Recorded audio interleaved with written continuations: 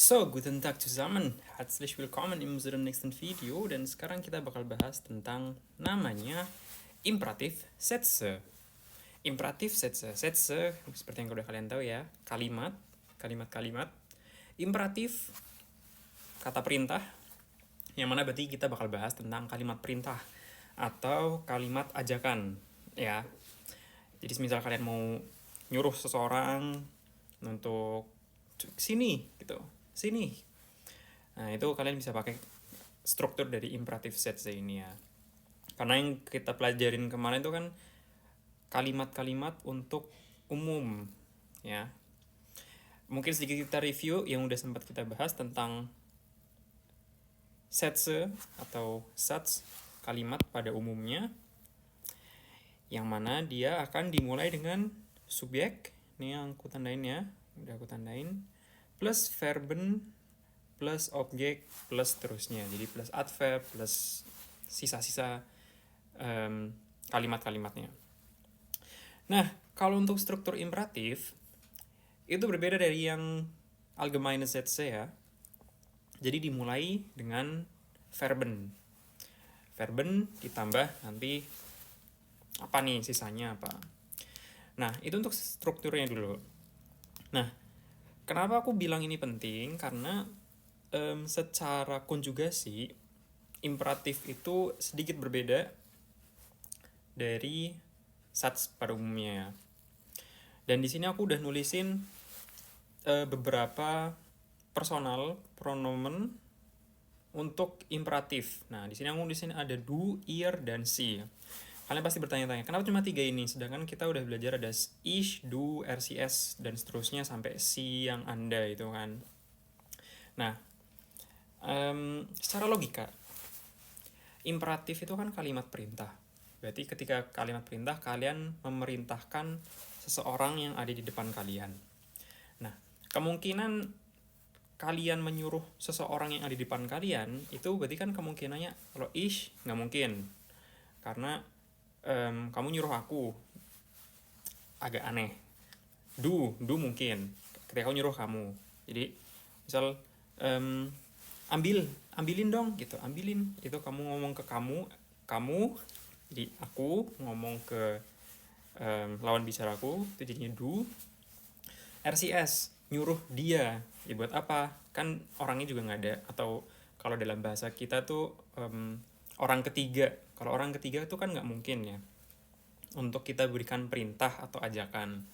Jadi yang mungkin itu ketika kita memberikan perintah kepada orang kedua. Jadi orang kedua itu ada do, ada ir, dan ada si yang S-nya besar yang anda.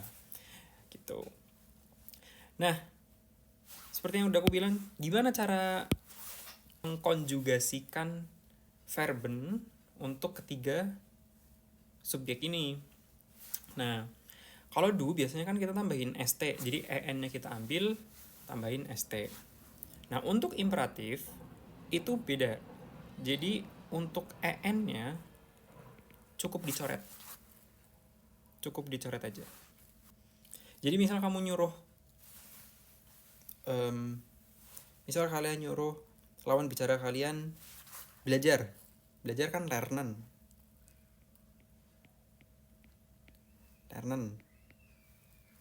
Misal suruh belajar bahasa Jerman gitu. Kamu belajar bahasa Jerman gitu. Tuh kalian ngomongnya lern Deutsch. Tanda pentung. Nah, ini tanda pentung, tanda yang penting ya kalau di dalam imperatif Satz. Namanya Aufrufzeichen atau exclamation mark dalam bahasa Inggris atau tanda seru. Ya. Gitu. Jadi untuk do, en-nya kalian coret, selesai. Finish, easy.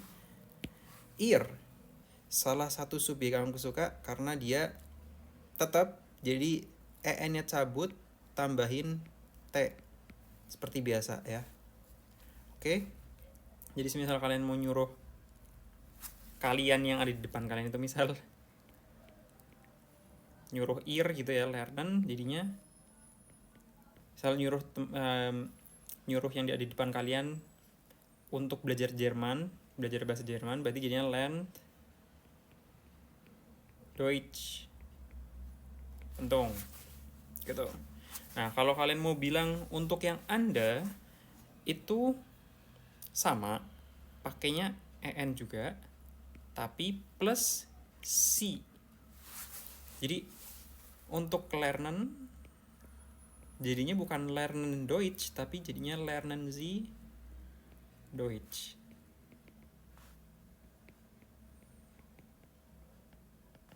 Tapi dengan intonasi yang nyuruh ya, jadi kayak Anda belajar bahasa Jerman lah gitu misal. Lernen Sie Deutsch. Gitu. Nah, sebenarnya simple ya. Simple kan? Iyalah. Nah, sekarang aku kasih contoh lagi yang Beispiel untuk trennbare Verben. Misal kalian nyuruh anrufen, nyuruh telepon. Untuk du, berarti jadinya ruf an. Jadi anrufen seperti biasa dicopot an-nya karena trennbar. Terus rufennya en-nya kalian coret. Jadinya ruf. Terus tambahin trennbar yang tadi dicopot. Jadinya ruf an gitu. Untuk ir sama konsepnya. Jadinya rufen, jadinya ruft an. Gitu ya. Dan untuk si juga sama konsepnya. Rufen si an. Mungkin contoh kalimat yang lebih konkret ya. Misal kalian nyuruh orang lain atau Anda yang ada di depan kalian untuk nelpon, jadi telepon aku dong, telepon aku. Berarti jadinya rufen si mich an. Telepon aku dong, gitu kurang lebih artinya ya. Kalian juga bisa nambahin di sini, misal tambahin bitte untuk menambahkan tingkat kesopanannya ya. Rufen Sie mich bitte an.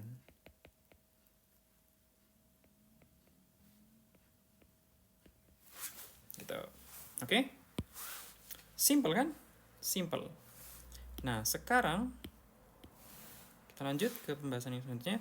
Konjugasi untuk imperatif yang unregelmäßig. Nah, untuk yang unregelmäßig itu kan kita mengenal ada 3 ya, yang unregelmäßig itu. Yang terutama untuk yang A berubah jadi E. Untuk A yang berubah jadi E, misal kata laufen. Misal kalian nyuruh orang lari gitu. Nah, untuk laufen itu biasanya kan kalau du jadinya läuft.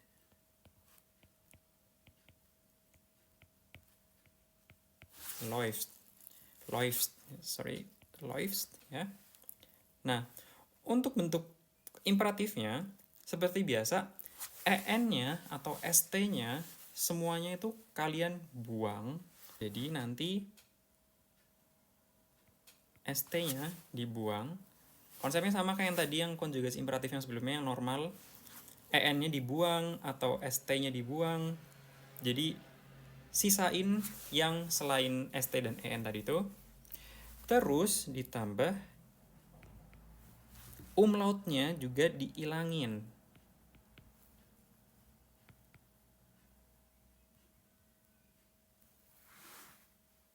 Ditambah umlautnya hilang.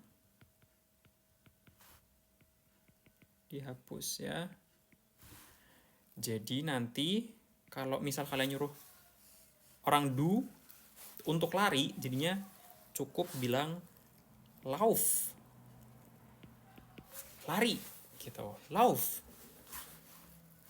Nah, untuk yang ir sama kayak yang sebelumnya sebenarnya. Jadi laufen, en ini diganti t jadi lauft. Lari kalian gitu. Kurang lebihnya ya. Kalau sih ya sama, cukup tambahin si di setelah kata kerjanya. Laufen sie. Lari kamu gitu. Lari Anda bahasanya gitu. Jadi laufen sie gitu ya misalnya.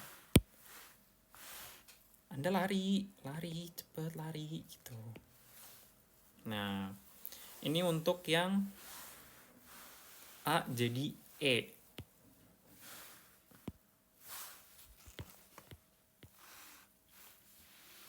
Nah, untuk yang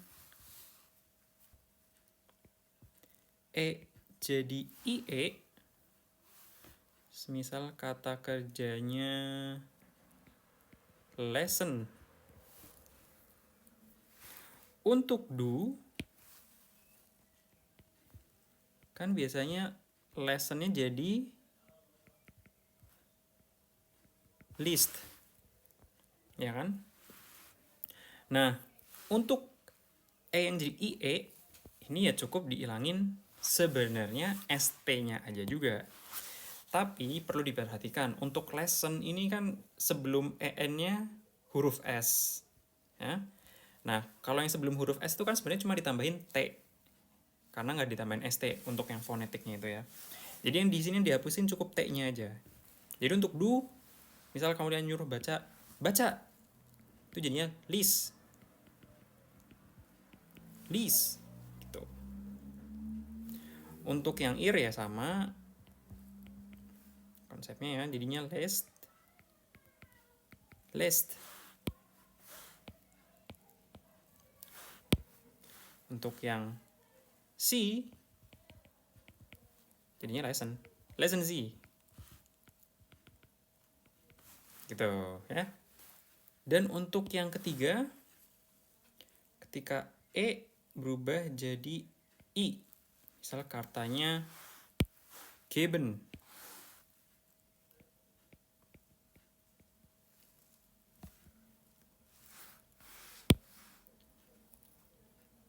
Untuk do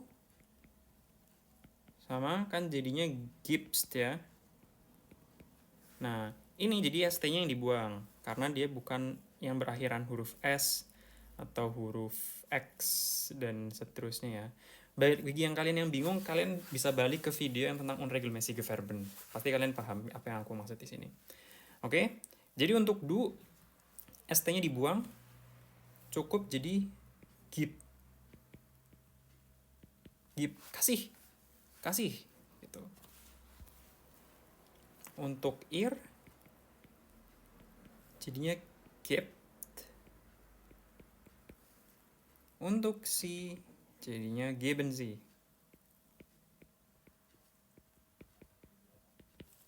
Alright, yuk. Itu untuk yang unregelmäßig. Dan sekarang kita bakal bahas yang terakhir, konjugasi imperatif untuk yang sein. Nah, untuk konteks dulu, jadi misal kalian mau bilang mirip dalam bahasa Inggris sebenarnya, kayak misal be patient, be good, be kind, be proud. Itu kan sebenarnya dalam kalimat banggalah kamu atau sabar gitu. Itu kan sebenarnya di kalimat itu nggak ada kata kerjanya kan, sehingga kita nambahin sign atau nambahin kalau dalam bahasa Inggrisnya tuh to be-nya ini ya. Nah, dalam bahasa Jerman konsep sign-nya ini itu juga ada. Untuk do kan biasanya du bist ya, du bist. Untuk imperatifnya itu berubah, memang agak sedikit drastis, jadinya sei. N-nya hilang dari kata sign. Untuk ir jadinya sight sama I like it. Untuk si jadinya science. Gitu. Jadi misal kalian pingin bilang diem dong gitu. Misal ngomong ke kamunya, misal ngomong ke du, berarti bilangnya diem tuh ruhig. Sei ruhig. Sei ruhig gitu. Diem dong.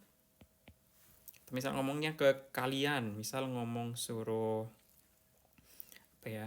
Suruh datang jangan pada telat, suruh datang tepat waktu. Datang tepat waktu tuh pünktlich bahasa Jermannya. Jadinya seid pünktlich. Ya. Ini aku tulis di sampingnya artinya ya.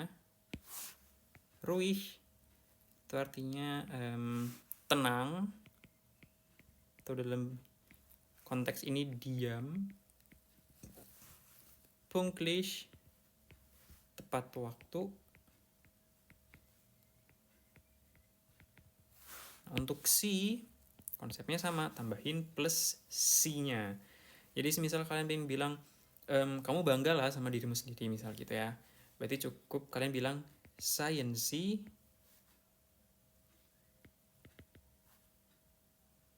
stolz. Seien Sie stolz. Stolz to proud.